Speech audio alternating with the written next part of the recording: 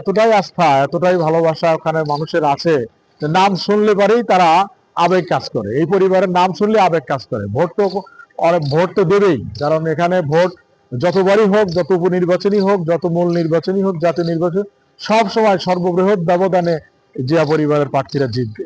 যদি কাউকে চেয়ে থাকে সেটা চাইতেই পারে, সেটা তার মানুষের ভালোবাসা। আমরা দেখছি দীর্ঘ 17 বছর বগুড়া শহর সবচেয়ে অবহেলিত এবং হামলা মামলা সবচেয়ে বেশি বগুড়া, সেই সম্পর্কে তারেক রহমানের থেকে আপনাদের কোনো আহ্বান? সে দেখেন 2001 সাল থেকে যখন তারেক রহমান সাহেব ক্ষমতায়, তার আম্মা ক্ষমতায় ছিল, সে যখন দলের সিনিয়র ভাইস চেয়ারম্যান ছিল, সে অনেক উন্নয়ন করেছে। বগুড়া হাসপাতাল থেকে শুরু করে, শহীদ জিয়াউর রহমান মেডিকেল থেকে শুরু করে, ডায়াবেটিস হাসপাতাল থেকে শুরু করে, রাস্তাঘাট, সে যা করেছে সেটাই সেই পর্যন্তই ছিল। তার পরবর্তীতে 17 বছর আমরা বঞ্চনা, লাঞ্ছনা, মামলা হামলা বিভিন্ন ধরনের শিকার। আমার বাবা পাশে আছে, সেও এক আসামি ছিল। সে 18 মিডনাইট যে নির্বাচন হাসিনা সরকার করেছিল, সেই মামলার সে কিন্তু বিস্ফোরক মামলার আসামি ছিল। আমার বাবা ওয়ার্ড বিএনপির একজন সভাপতি এবং সে চারবারের ইউনিয়ন পরিষদের মেম্বার, বর্তমান রানিং মেম্বার। আমি ঢাকা ট্যাক্সেস বারের কার্যনির্বাহী কমিটির বর্তমান সদস্য, প্লাস আমি ঢাকা বিএনপি, ঢাকা ট্যাক্সেস বার বিএনপির ইউনিটের দপ্তর সম্পাদক।